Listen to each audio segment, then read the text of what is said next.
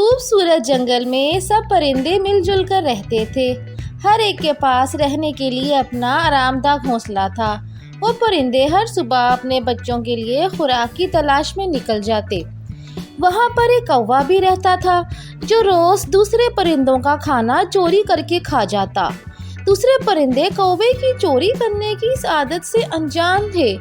جب دوسرے پرندے خوراک کی تلاش میں نکل جاتے تو چالاک کوا چھپکے سے ان کے گھونسلوں میں آ جاتا اور جمع کیا ہوا کھانا اپنے گھونسلے میں لے جاتا۔ کوا سوچتا یہ تو بہت مزے کی بات ہے، مجھے محنت بھی نہیں کرنی پڑتی اور بہت سارا کھانا بھی مل جاتا ہے۔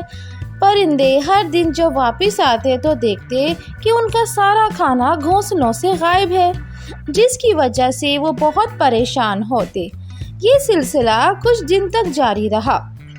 ایک دن جب کوا چوری کیا ہوا کھانا اپنے گھونسلے میں چھپا رہا تھا تو شکاری پرندوں کا ایک گروہ جنگل کے اوپر سے گزر رہا تھا۔ ان شکاری پرندوں کی نظریں جب کوے کے گھونسلے پہ پڑیں تو وہ بہت سارا کھانا دیکھ کر خوش ہو گئے اور نیچے کوے کے گھونسلے میں اتر آئے۔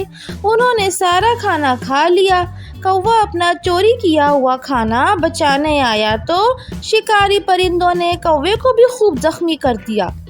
شام کو جب دوسرے پرندے واپس آئے تو انہوں نے کوے کے گھونسلے کو بکھرا ہوا دیکھا۔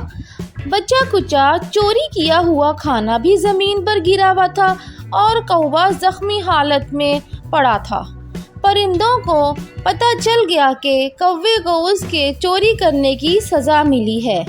کوا اب زخمی اور پچھتاوے کی حالت میں تھا۔ کوے کی نظریں شرمندگی اور مایوسی سے جھکی ہوئی تھیں۔ اس طرح کی پیاری پیاری کہانیاں سننے کے لیے سبسکرائب ضرور کریں۔